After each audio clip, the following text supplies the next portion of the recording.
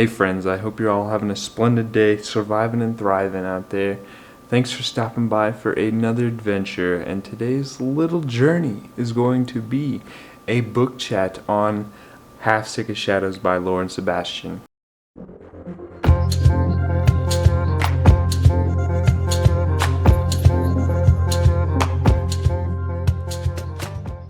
This was another most anticipated release for me, and that is mainly because I have just always been fascinated by just the Arthurian legends and the different stories kind of surrounding the different characters.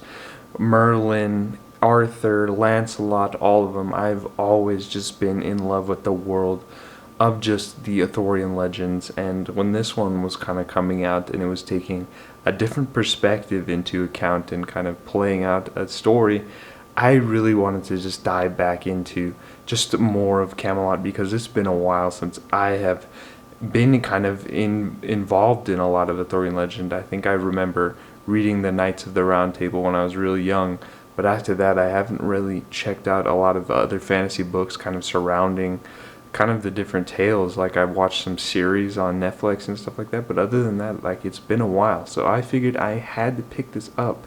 And since it's following kind of like a different perspective, like I felt like this could offer something that I'm not used to. To get a little bit of sense of what's really going on here, this is following Lady Elaine of Shalott, who is kind of one of Arthur's friends, and she is basically like an oracle, and she can basically see the future in different kind of pathways that the gang, I'm going to call them the gang throughout, but that's just like Lancelot, Morgana, Guinevere, and Arthur. That's kind of, I'm just going to call them the gang throughout this, but she can see kind of the different paths that they can take and what essentially each path can kind of entail, and she's basically like an oracle and she can tell the future, and it just follows her perspective as they go through the journey to put Arthur on that throne and make sure he is ruling Camelot. And that's just basically what's really going on. It's just her perspective of kind of going through the things instead of kind of like Arthur's or Lancelot's.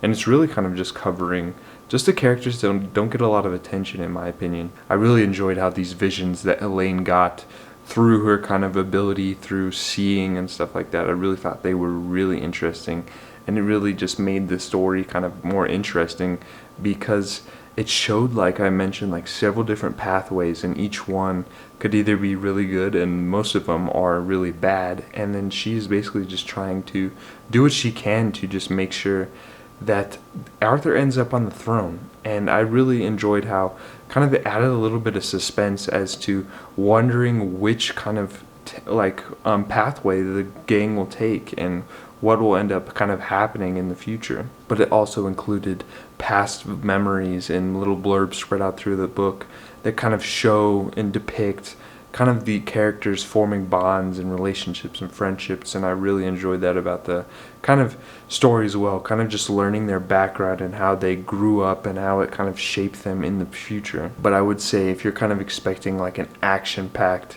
kind of Arthurian legend, I would steer clear of this because it is mainly just the journey of kind of Arthur and the gang kind of going and about on this quest to fulfill the 3 tasks. And it's basically just Elaine kind of observing these different visions and kind of trying to figure out ways to just prevent them and just make sure that essentially that they all kind of end up happy and together, and then Arthur's on the throne. That's mainly what it is. It's just her kind of understanding more of these visions and how she can change them somehow. But I did enjoy kind of just traveling back to the world just of the Arthurian legend and going to Avalon. I really enjoyed Avalon. Well, let me tell you, that is a pretty cool place. Like just the whimsy and magical of the forest and kind of just the fae that live there and just their parties at the throne. Like that place is having a good time. And then it kind of travels to Lyonesse. Lyonesse, I can never say that right, but just Guinevere's kind of homeland, and just I won't go into kind of what goes on there, but there's, if you've kind of read this or you kind of know the tale, like I thought that was crazy, just everything that was going on with the people of Lyonesse. And then it does a little bit in Camelot, and I was kind of disappointed by how much they spent in Camelot. I was expecting a little bit more in Camelot, but mostly it's just the surrounding kind of cities and towns and kind of the spending a little bit more time there, which I enjoyed because in my past journeys I wasn't aware of just kind of a lot of other things going on in the kind of this world. I think the meaning that I saw in the majority of the book was just the question as to whether kind of splitting up the gang and kind of questioning their friendships and just their bonds was worth it in the end to kind of put Arthur on the throne. Like, was going through this journey and kind of changing who they were like really worth it in the end? And I really enjoyed how it kind of, because this story kind of takes like a feminist kind of spin on it, and I really enjoyed how it kind of portrayed the kind of female characters as being something more than just what they were in the original.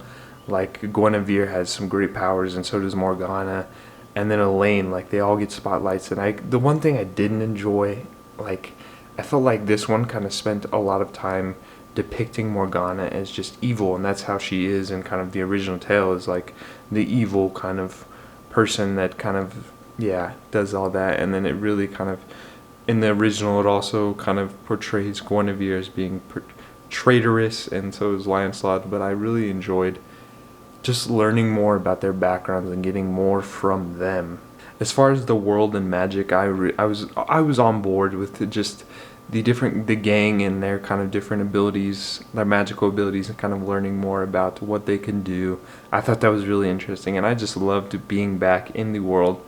And it's been a while, like I mentioned, since I picked up the original, and now I really want to pick up that kind of Knights of the Round Table and see how it kind of compares to this one. Because I honestly don't remember anything, so this was kind of a little bit of a refresher, so I enjoyed that. But just getting back in the Arthurian world, that was something special, because I remember some fond memories of just Merlin, kind of imagining that I was Arthur or Lancelot and kind of going around fighting monsters and stuff like that. I enjoyed just the world and getting back into it, especially at the time in Avalon. Like, them parties they're throwing, I need to be there. Some things I didn't like, I was kind of expecting it to be a little bit more action-packed, and it had some kind of fight scenes or kind of a little bit of action spread out, but those were far and few between, and it's mostly just their journey and kind of uncovering whether it was worth it, and just showing more of how the journey changed them essentially, and what it kind of did to their characters and portrayed them in the future. And another thing is, like, I felt like the ending was a little bit rushed, but kind of coming back on it kind of a couple days later, I kind of understood the reasoning behind that. But it felt like just the journey up to going to Camelot, like, it was all kind of slow burn and kind of explaining things, and then once the ending was coming up, like, it felt rushed. I don't know if anybody else kind of felt this, but yeah, other than those things, like, I can't think of anything else. And kind of the depicting Morgana as just being evil, like, I didn't like that as well. Overall, it was really nice to just, like I mentioned, get back into the Arthurian world, and it wasn't too bad. I was expecting a little bit more from it, but it was good. I ended up giving it 3 stars, and I really want to check out more kind of a different Arthurian spins in fantasy and just the original, dive back into that world. But that's all for today's book chat. I really hope you enjoyed it, and I hope to hear your thoughts on this as well. I would like to talk about that ending and see what you think about it, but what books are you currently reading? And I'm going to leave you with a message from Ellie, who said that adventure is out there. So I'll catch you next time. Bye.